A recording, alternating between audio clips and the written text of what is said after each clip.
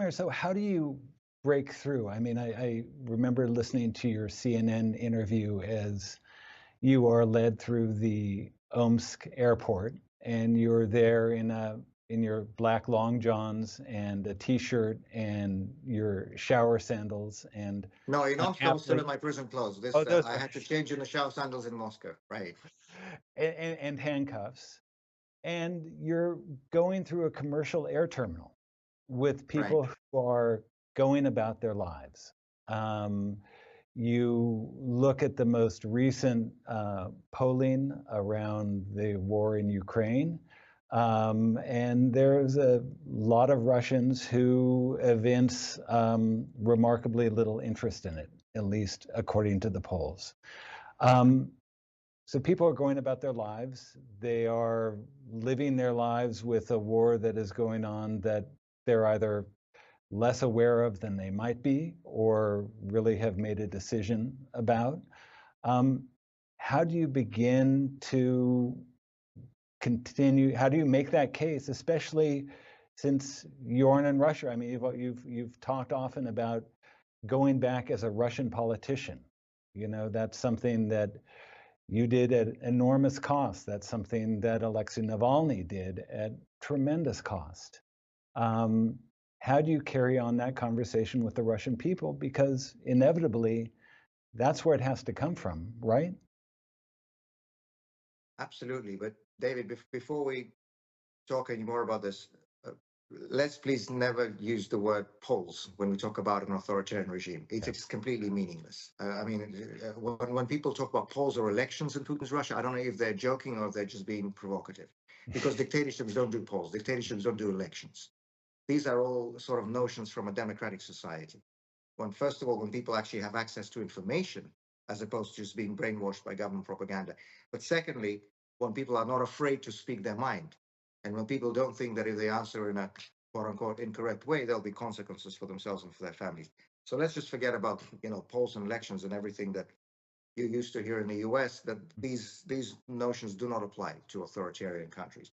In fact, Boris Nemtsov, my close friend, my mentor, the Russian opposition leader who was murdered on Putin's orders in February of 2015, he always said that in the conditions of an authoritarian state like Russia under Putin, where there are no free elections, where there are no meaningful and reliable opinion polls, the best way to test the real state of public opinion is to actually see at what sort of views, what sort of positions the regime persecutes more.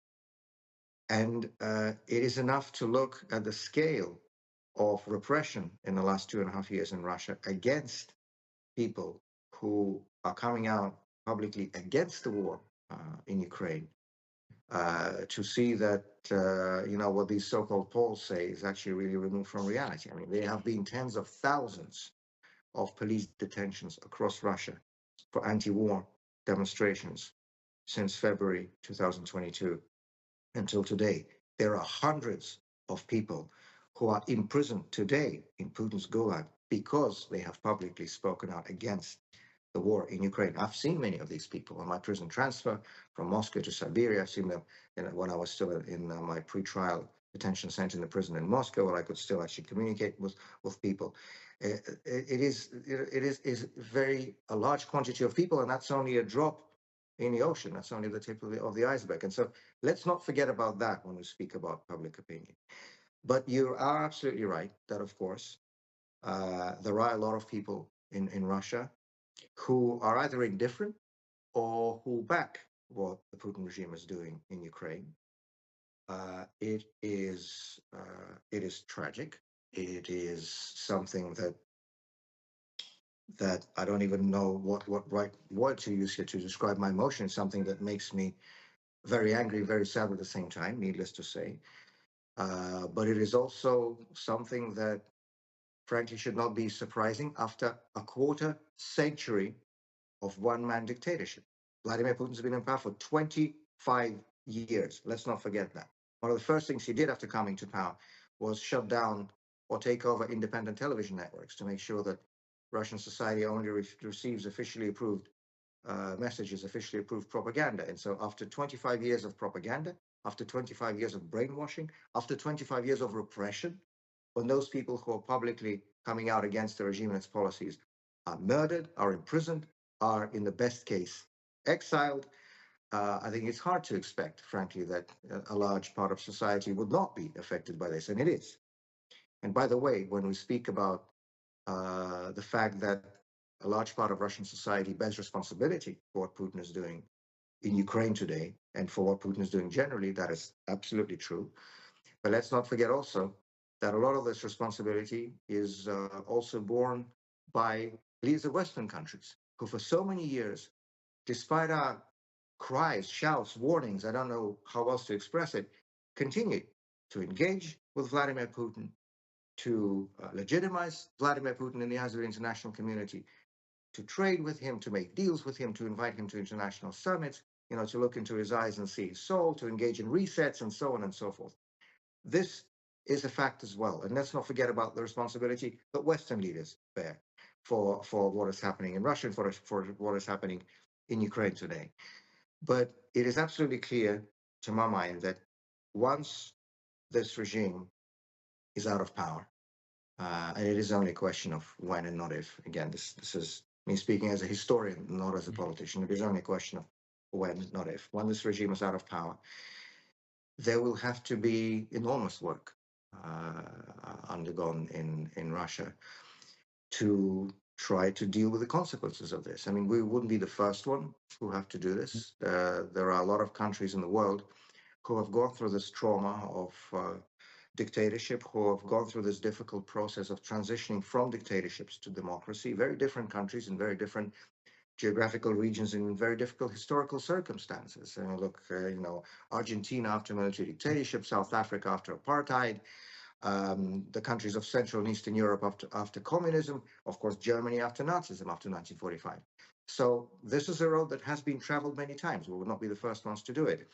But to me, one of the most important things we'll have to work on, I already mentioned the advocacy for political prisoners. That is absolutely paramount, but no less important is working on this roadmap, if you will, on how we can heal and transition and, yes, educate Russian society post-Putin about everything that happened. There will have to be acknowledgement, there will have to be public reflection, there will have to be public responsibility. That's something that never happened really after 1991 in Russia, after the collapse of the Soviet regime. And this is what brought us to Putin. I've spoken and written about it many times, including on the pages of the Washington Post. We will have to do this work. And so this is a roadmap that we need to be preparing today, because if we go by Russian history, major political changes in our country usually happen like this, unexpectedly and suddenly. And the next time will be absolutely the same. I mean, just think of the fact that both the Romanov Empire at the beginning of the 20th century and the Soviet regime at the end of the 20th century collapsed in 3 days.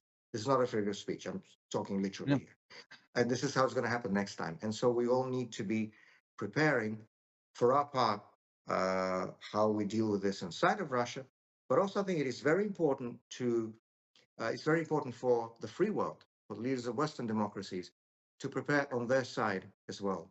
Because once things really do change in Russia, and once, we do start this work on transitional justice, on this transition from dictatorship to democracy inside of Russia, it is very important that the free world stands ready to help reintegrate that new democratic post-Putin Russia back into the civilized world, back into the rule-based international order, back into the big Europe that we all want to see. If we still believe in that goal of a Europe whole, free, and at peace, a goal was expressed, famously 35 years ago by an American president speaking in West Germany, as you remember.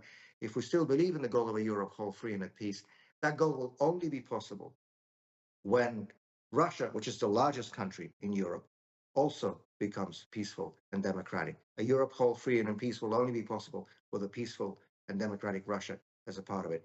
And this is a roadmap that we need to start preparing today.